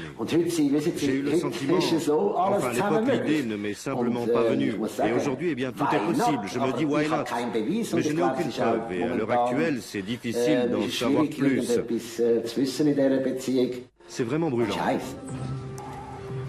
Si l'origine exacte de ces prélèvements reste mystérieuse, il est certain par contre que leur commanditaire était le patron des usines à poison de Pretoria, Wouter Basson. Des usines où l'on se livrait à toutes sortes d'expériences mortelles, comme l'explique le procureur Ian d'Olivet. Je vais vous donner un exemple typique, pas un nom, mais un exemple parlant. Prenons le cas d'une personne qui tombe affreusement malade et dont l'état ne cesse d'empirer. Heureusement, ses voyages à l'étranger l'amènent dans un pays doté d'un système médical de pointe où les médecins lui disent qu'on est en train de l'empoisonner. Et l'enquête permet de remonter la piste jusqu'au service dirigé par le docteur Basson.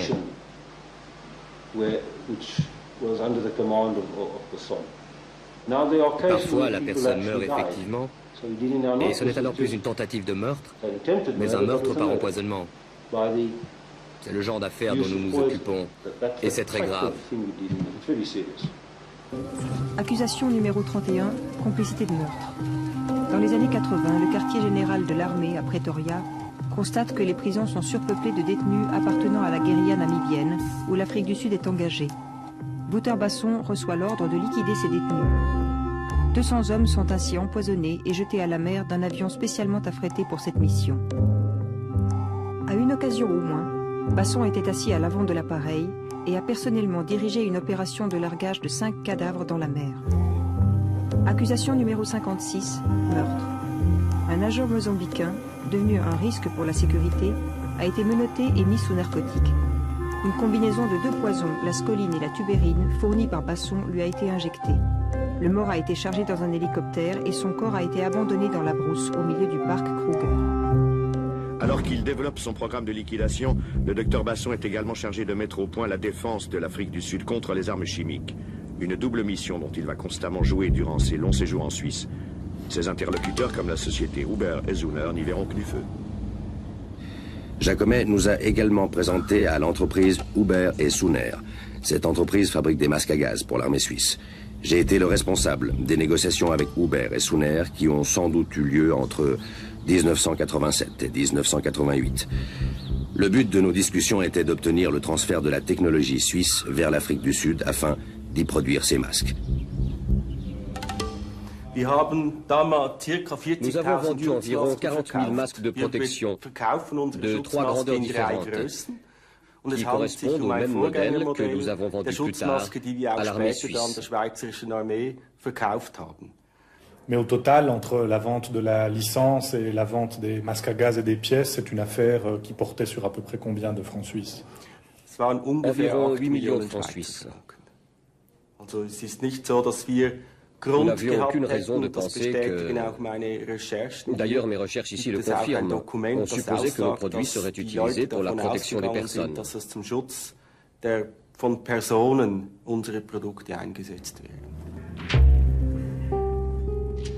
Nous sommes venus plusieurs fois ici. Je ne me rappelle plus si le général Nittling était avec nous, mais en tout cas, nous sommes revenus avec Jörg Jacomet et le docteur Basson pour cette affaire de masque à gaz. Une délégation s'est rendue en Afrique du Sud, c'est exact, essentiellement pour des raisons techniques. La visite a eu lieu en été 1992. Nous avons visité plusieurs sous-traitants afin d'évaluer leur capacité à fabriquer nos produits de haute qualité.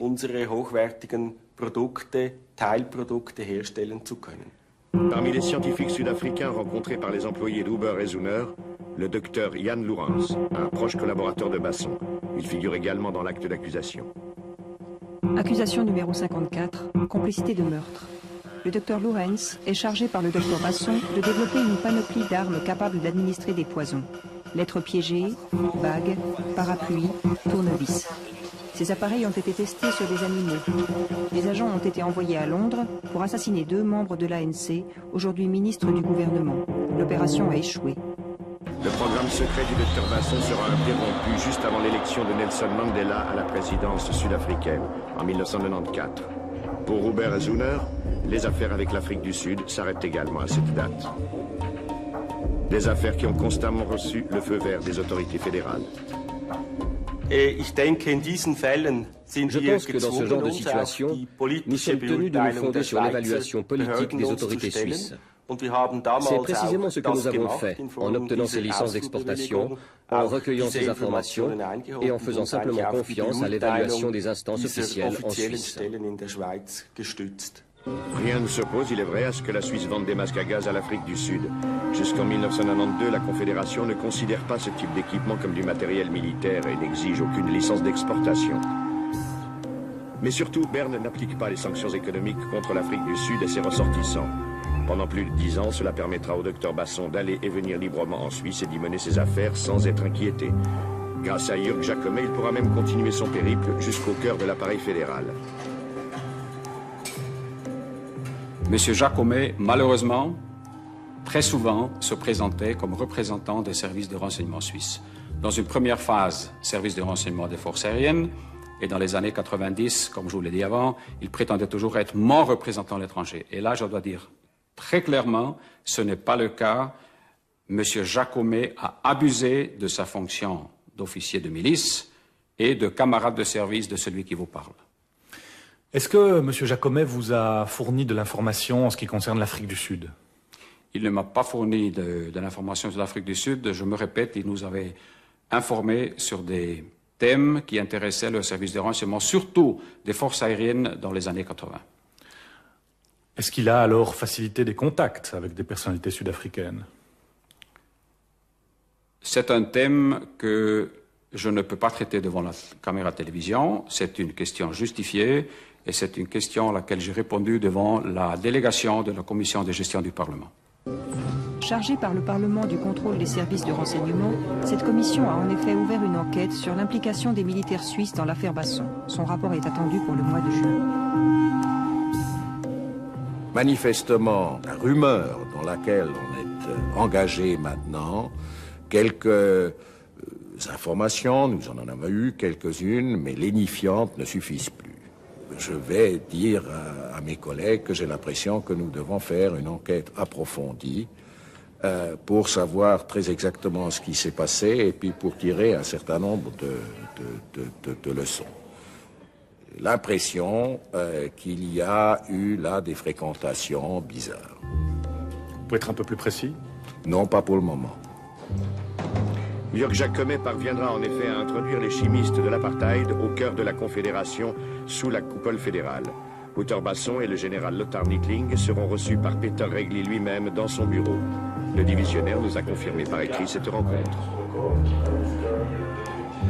Il s'agissait là clairement d'une visite de courtoisie dans mon bureau de la durée d'environ une bonne demi-heure. Il n'y a pas eu d'autres entretiens de ce genre avec M. Basson ici.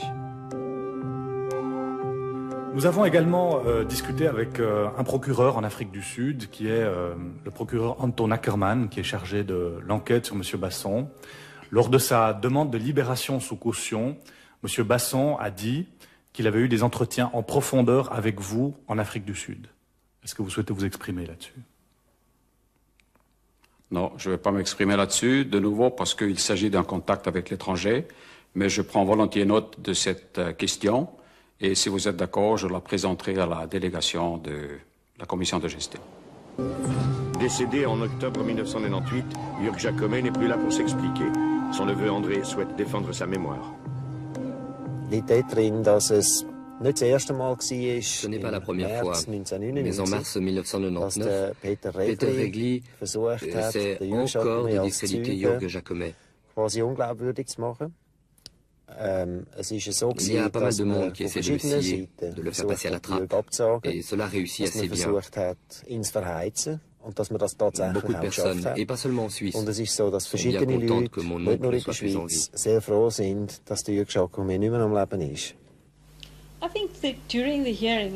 Les auditions ont révélé que Basson a voyagé dans de nombreux pays et qu'il a eu un accès privilégié à un grand nombre d'usines du monde entier. Nous savons par exemple qu'il s'est rendu en Union soviétique.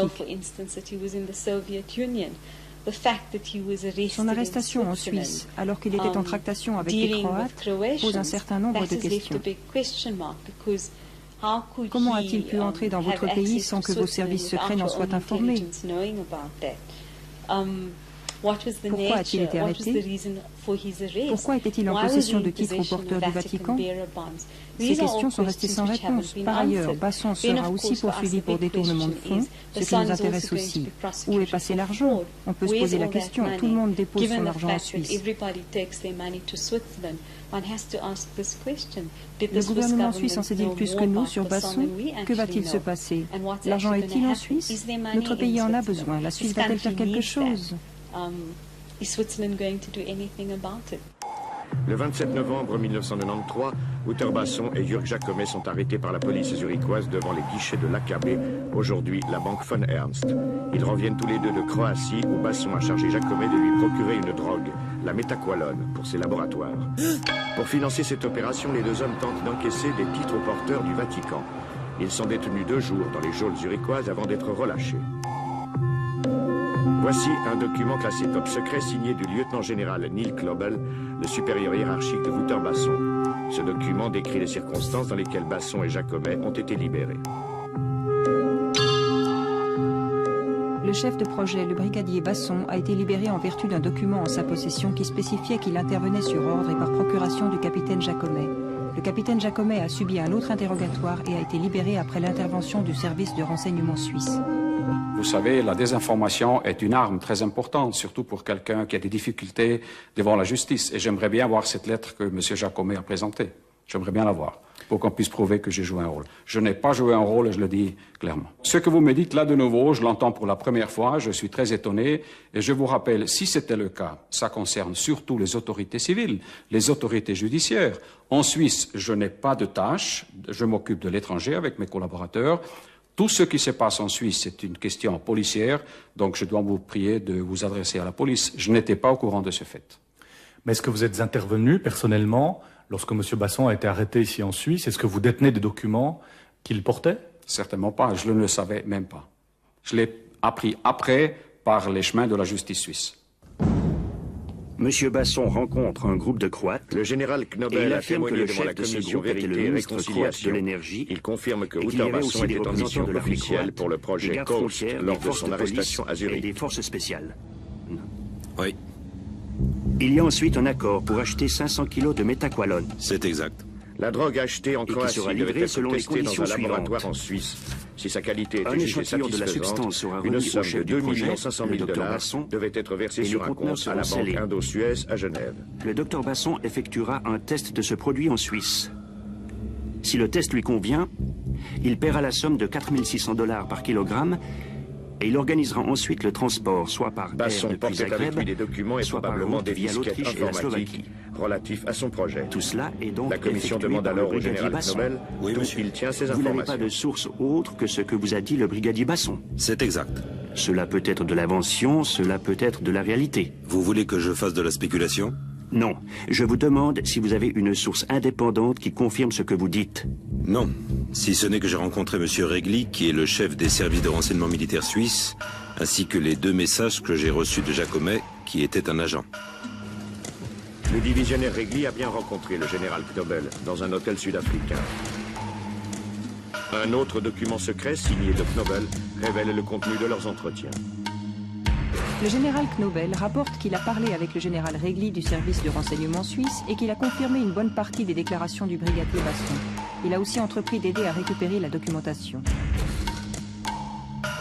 Est-ce que vous confirmez cette information? Est-ce que vous confirmez avoir eu ce contact avec M. Knobel et avoir offert ses services? Je vous donne ce document. Merci, très volontiers. Je dois dire encore une fois aussi pour le téléspectateur que une tâche importante du chef du service de renseignement est de quitter ce bureau, de se rendre à l'étranger, de faire des contacts pour obtenir du renseignement. Maintenant, vous parlez de fonctionnaires de forces armées étrangères. Aussi, sur cette question, je me suis exprimé ce matin devant la commission parce que aussi ce paragraphe a paru, je crois, le 15, donc avant-hier, dans un journal sud-africain. Donc j'étais au courant du fait que cette question viendra et j'en ai parlé à la commission de gestion. Les voyages en Afrique du Sud étaient-ils connus du chef du département militaire ou des conseillers fédéraux? Non, certainement pas. Le principe qui est toujours en vigueur était que les autorités politiques acceptaient les relations avec les services de renseignement étrangers, mais ils ne rentraient pas dans le détail sur le type de voyage et leur fréquence. Celui qui vous parle, toujours à la fin de l'année, présente au chef du département, qui est notre autorité politique supérieure, une liste des pays avec lesquels nous avons des contacts. Et c'est à ce moment-là que le chef du département dit « Voilà, je suis d'accord, ou j'aimerais qu'on trace tel et tel pays, pour des raisons qu'il a personnellement, ou même nous dit « J'aimerais que vous entriez en contact avec tel et tel pays pour telle et telle raison ». Et ça, c'est un dialogue continu qui a lieu avec le supérieur politique qui correspond aux règles de jeu d'un pays démocratique. Il n'y avait, si je comprends bien, pas de politique cohérente et coordonnée du Conseil fédéral. Il n'y avait pas une politique sud-africaine, il y en avait 5 ou 6. Les choses étant ce qu'elles sont, chez nous en Suisse, souvent la main droite ne sait pas ce que fait la main gauche et vice-versa. L'affaire Basson est l'illustration de cette politique à géométrie variable appliquée par la Suisse à l'Afrique du Sud de l'apartheid. Une politique qui consistait à condamner les exactions massives commises par l'État sud-africain tout en faisant des affaires avec lui. La place de Zurich traitera jusqu'à 80% de l'or sud-africain dans les années 70. À mon sens, et au sens du Conseil fédéral, la seule alternative à la situation sans issue dans laquelle se trouve aujourd'hui l'Afrique du Sud. Je vous remercie. Tandis qu'aux affaires étrangères, Edouard Brunner tentait de lancer une initiative de paix en Afrique du Sud, au département militaire, on frayait avec les chimistes de l'apartheid. Quant au département de l'économie publique, il donnait son feu vert au petit commerce du docteur Basson. Aujourd'hui, le brigadier déchu est en liberté surveillée en attendant son procès. Mais l'affaire Basson n'est sans doute que la partie émergée de l'iceberg. D'autres agents du régime d'apartheid doivent rendre des comptes pour les crimes qu'ils ont commis au service de l'État. Ainsi, Craig Williamson, chef d'une unité d'escadron de la mort de la police et grand spécialiste des colis piégés. Williamson a avoué plusieurs assassinats.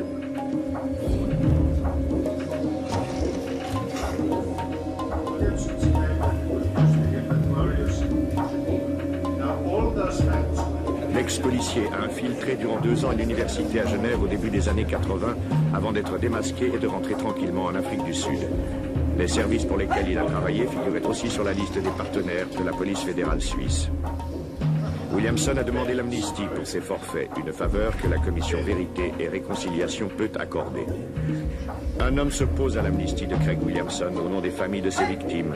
Avocat de Nelson Mandela, Georges Bizos a déjà obtenu que les assassins de l'opposant au régime, Steve Biko, battu à mort dans sa cellule en 1977, ne soient pas libérés. Rappelons-nous que le cours de l'or était très haut à l'époque, à près de $500 l'once. Imaginez que la Suisse ait dit « C'est nous qui traitons vos lingots d'or. Et si vous ne changez pas votre politique vers plus d'égalité et de démocratie, nous arrêtons. »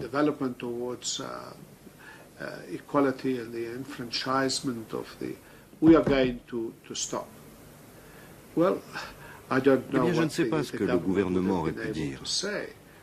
Mais là, la Suisse n'a rien fait. Elle a en plus trouvé des justifications à son attitude de business as usual, les affaires d'abord. Il faudra qu'elle vive avec la conscience que l'apartheid a ainsi duré beaucoup plus longtemps et que beaucoup de vies ont été perdues. Mais je pense, oui, ça a facilité la vie quand même au régime apartheid. Pourquoi? Puisque la Suisse jouait et joue un rôle très important et au niveau du commerce des pierres précieuses et de l'or. Je suis intimement convaincu que sans les sanctions, l'apartheid aurait implosé bien plus tard. Les nombreux pays qui se sont enrichis grâce à l'apartheid ont une dette morale vis-à-vis de nous. Et comme nous tentons de révéler la vérité sur ce qui s'est passé, nous prenons conscience du fait que la vérité seule ne suffit pas à assurer le développement, que les injustices économiques que l'apartheid a imposées à notre pays ont eu pour conséquence de priver des millions de Sud-Africains du bien-être auquel ils avaient droit.